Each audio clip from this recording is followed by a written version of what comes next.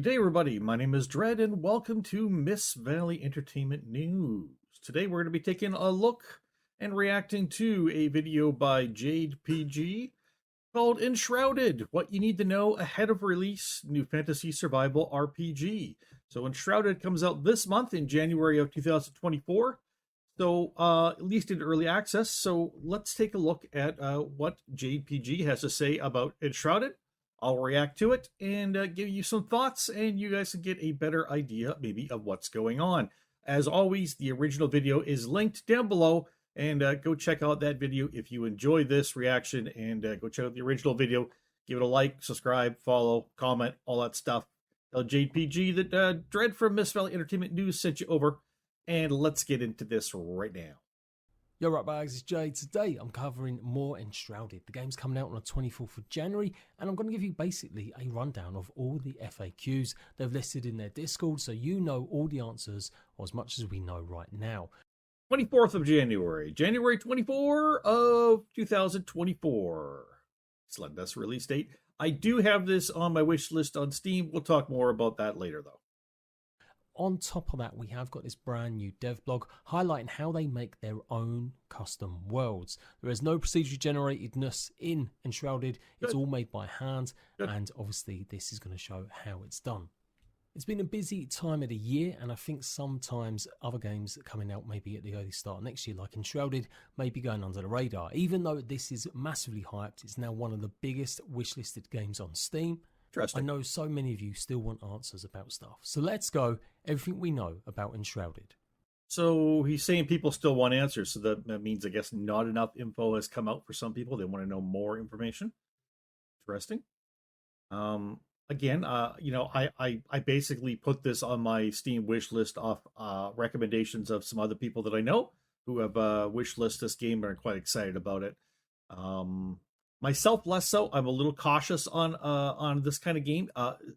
It looks very interesting. It looks like a really neat fantasy setting, but I have other issues with the game that we'll discuss afterwards. And again, I've never played the game. I'm not dissing the game, just whether or not it's a game for me. So the release date is the 24th of January into early access. They do have plans for other platforms, PlayStation 5, Series X and S, but that won't be until the game hits full release, which they are planning at some point later in 2024. No price point listed as yet, but they are saying it will be cheaper than when it comes to full release. They've got no current plans to add mod support, as the game is made with their own custom engine. They'd have to create their own tools. They haven't said never say never, but to me, it doesn't look likely, certainly not throughout early access, or if ever. The beta or demo that they had was hugely successful, and people want to know if you'll be able to play your saves from that demo. The likelihood is no. The new early access version will of course be new, and so player saves most likely won't work. They've got no plans for any more demos or betas before it's released now. And in terms of PC specs, they're going to update that as they get closer to the launch, as I know they definitely made some improvements from the beta and demo. Interesting. At the moment, you can take your character from your world and go and play in another world, bringing your items with you. Now, I will just point out that this video came out as I'm recording this 3 weeks ago. By the time you see this, it may have been close to a month here since that video by JPG came out. So some more things may have been released. I haven't seen anything come across, my Steam here, or my YouTube or anything. So I haven't seen anything come out lately on Enshrouded. So this is the first thing I've seen, and it just came across today, so I decided to react to it. But yeah, and I'm not subscribed to JPG or anything at this point. But there may be more info out now. I really am not aware if there is. I apologize if there's newer info out there. If you're interested, certainly go search for it. Not 100% sure if that will change for the full release, but it looks like that will remain the same. And so you can join your friend's world, help them out, but you won't necessarily be able to cheese and give them a huge ton of blueprints. You can give them items, but the recipes that you've learned won't necessarily transfer over to your friends just because you visited their world. If you want to run your own dedicated server, it does look like they're going to be doing that. So you'll be able to either host one yourself on a PC if you have one, or go ahead and rent one from a server provider. So let's move on to what Enshrouded is, the game itself. 16-player co-op survival RPG fantasy game. In my opinion, most most fantasy RPGs don't do a very good job at survival. We'll see. I mean, unless you're running it like a maybe like an MMO, but even most MMOs don't do survival aspects. They don't do the well. Some of them do a little bit, but most of them don't do it very well. With the is there cold and warmth issues? Is there you gotta sleep? As soon as you get into co-op or online stuff, there's no sleeping, so survival goes right out the window for me. If you don't have to sleep, it's not survival. That's actually quite ridiculous. If you don't have to sleep in a game, it's I don't know what the hell it is, but it's interesting. Um, yeah, and usually, are there enough food and water out there? And you have to how often do you have to eat and drink? Those kind of issues for survival elements. Usually, a game will say survival, and they're just going to piddle around the edges of survival. And I guess I don't have an issue with playing a game like that. It's just if you call yourself a survival game, um, I expect you to be an actual survival game, but I probably shouldn't because they usually aren't. Now, unfortunately, when the words 16-player co-op comes out, my eyes start to glaze over, and my interest in this game plummets. Um, I'm in my 50s. I come from PC gaming only. I have never had a console. I come from the days of you buy your game on CD or way back in the day on discs, but on CDs and CD or CDs, and you that's how you boot up your game and load it up and install it and play it. And sometimes you got to switch CDs while you're playing because in order to boot up something else, it boots it off the CD, and you're playing alone. And that's my experience in the past when I got into gaming. And I have never been one to game with somebody. I have played some MMOs, so I've had other people running around, and I've had some MMOs like ESO where for certain things you had to like join a group of other people who usually left you far behind or kicked you out of the group while you're doing stuff, and or they run far ahead and take all the good stuff and leave you and don't really give a shit about you and treat you like crap. That's my experience with playing with other people, so I really just tend to play alone.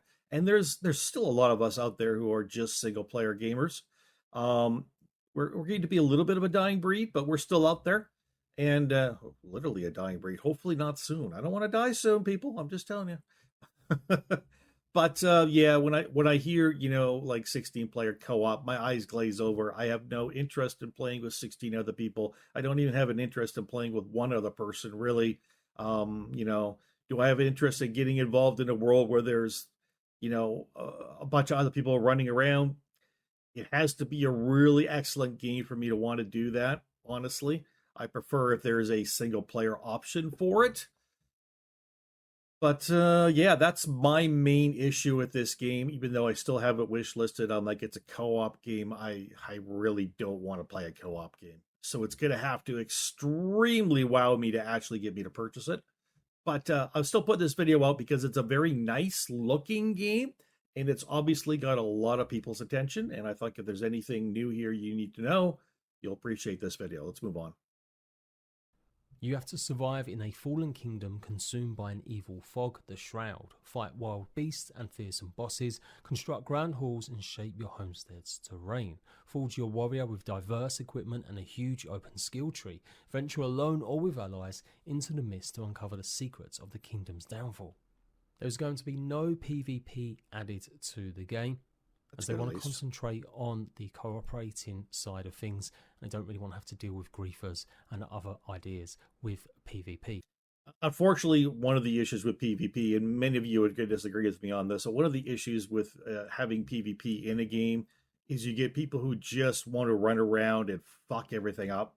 Unfortunately, PvP brings out some of those type of people, and it's not like everybody who enjoys PvP is like that. But some of the people they just literally want to battle somebody, conquer them, and steal their stuff, or raid their base and steal their stuff, or just destroy the things somebody else has built, and they get great, jollies out of that. And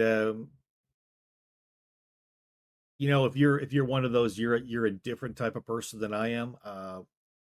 No interest in that at all. And yeah, glad to see the game's not PvP. Maybe more people can enjoy it. and the PvP people could go to games that are PvP and enjoy themselves, right? There is more to the story. The fools of the old world ruthlessly mined the earth for a magical elixir and unleashed a ruinous fog that shrouded and corrupted creatures from the depths. The kingdom was lost, but not before a few remaining warriors were placed in a long, dreamless sleep, until such a time they could fight anew. That time has come. And that's how we emerge when you've played the demo or seen some of the trailers or gameplay out of these pods, to then hopefully go and craft new weapons, armors, and a little homestead. Currently, you won't have to worry about enemies attacking your base, but it is something they might consider during early access, depending on feedback from players. Base building is completely 3D voxel, so you can see here how they're actually making and designing a level. That's the kind of mechanics that you've also got. Maybe not to that in depth or lead, but you will be able to basically dig into terrain, make a huge under cave dwelling, a huge under cavern area. You want to live like a hobbit, you can, or build a massive mansion on top of a mountain. Being able to customize the terrain is really cool, and to have it look pretty natural. A lot of the actual base building blends into each other the way the voxels are, so you don't get these kind of ugly little blocks and cubes everywhere. Instead, it all just seamlessly blends. There is a comfort system in the game, much like you've seen in others like Valheim, where you will literally gain some extra buffs for maybe food or tiredness, that the more your base is equipped. Oh, so it's the survival aspects are more of you eat or you rest of some kind. I don't know if you can sleep again, but if you rest, you like sitting or meditating, then you'll get a buff to your character. So that's not, in my opinion, that's not survival aspects at all. That's something else. That's a buff system. Basically what it is. I'm looking at survival more as a, if you don't eat or you don't drink, not only will you be debuffed, but eventually you will die, right? More of that kind of thing, but with items and decorations. We'll be running around all sorts of dungeons and points of interest, trying to take on various different enemies as we get lots of different procedurally generated loot. There may be specific points where loot will definitely always be guaranteed, and it looks like you'll get blueprints and specific drops from certain bosses. So the loot is procedurally generated, but the land in the realm is not. Interesting. I guess that's fine, but kind of didn't almost expect that. But I guess a lot of times loot is procedurally generated. It's random. It's a dice roll as to kind of what you get. Here you can see some of the footage from when I played it on its demo release. I don't think it's going to be that different when it actually hits in January. Of course, there'll be minor improvements and it looks nice. Hopefully suggestions from the demo to make things a bit better. It obviously has got a character custom. Okay, so character creation. So from this, it just looks like you choose your character. Then you maybe got hair decoration, maybe? I don't know what those bubbly round things are.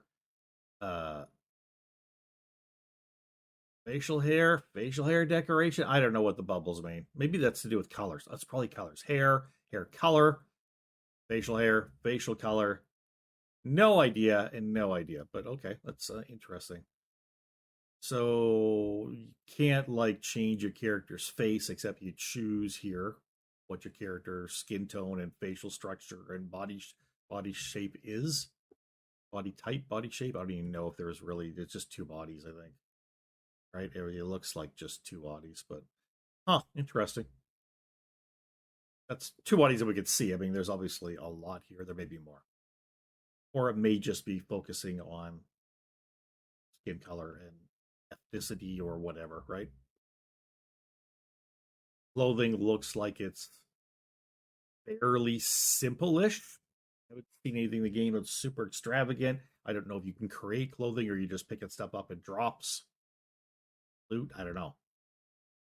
Customization screen. So the idea is that you set up your home flame, and this gives you a boundary where you can build in, but you can get more of these so that you can have multiple bases across the map. You may have to discover these old kind of ruined altar flames for you to able to get even more, but it's an idea that you'll be able to strive for something and hopefully be able to have even more bases around. There is quite a bit of lore, and it goes over that in the devblog video, how they're able, because it is a static map, to add much more tailored content to the game. As I said before, loot seems to be randomly generated depending on area and what items you go to, and enemies will respawn in certain biomes. It does look like resources do too. Well, there is a sleep And I mechanic. think that's pretty much it. They're the main. See, how does sleep work? Because if you're playing on a map with other people, how do you pass time? Or sleep just a matter of you click on something and now you've slept and it just keeps you from being, I don't know, gives you a buff. That's all it is, and no time actually passes. I don't know. I don't know how sleep mechanics, like I've never had an MMO like where you could sleep because it doesn't work because there's other people. You can't pass time. It doesn't work that way. Interesting. Questions that I've seen come up a few times on my previous videos hyping this game up. I was lucky enough to show the game off on its demo Steam page and working with King Games for a few promo videos, and of course I'll be all over this in January. I think it's going to be one of the...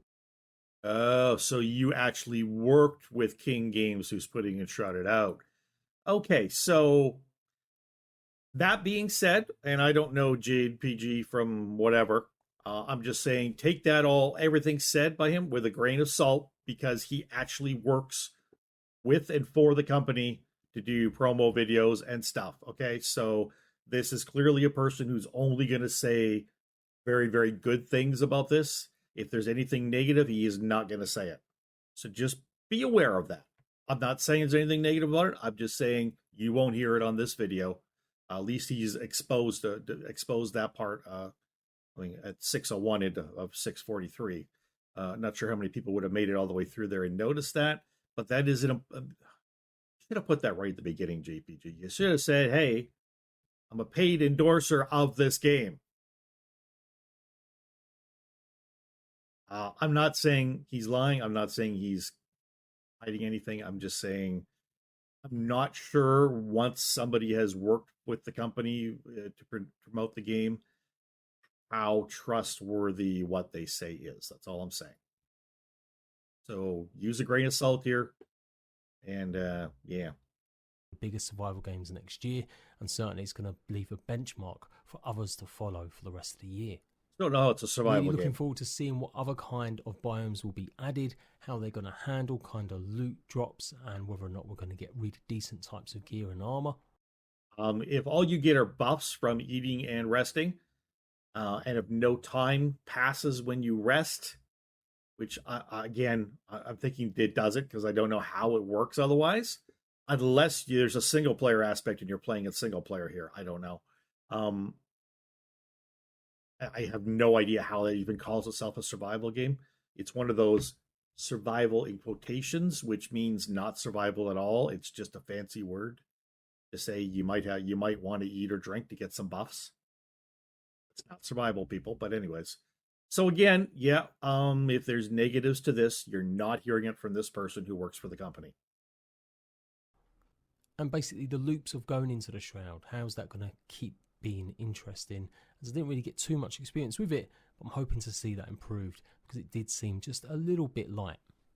Let me know if you're excited for Enshrouded. If not, the one quote unquote negative thing he said, I didn't see much of going into the Shroud, so I don't really know how that's going to be.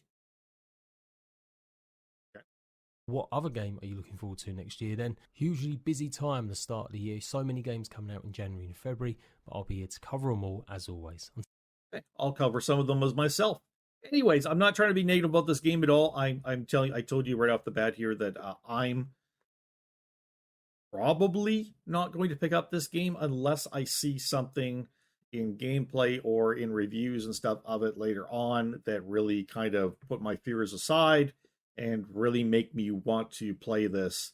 But like I say, when it starts saying co-op and it starts saying survival but doesn't really seem to have survival elements, those are two things that really turn me off, despite how beautiful the game looks. And I'm sure the love and devotion that they've art-wise put into this game, I'm really unsure if it's a game for me.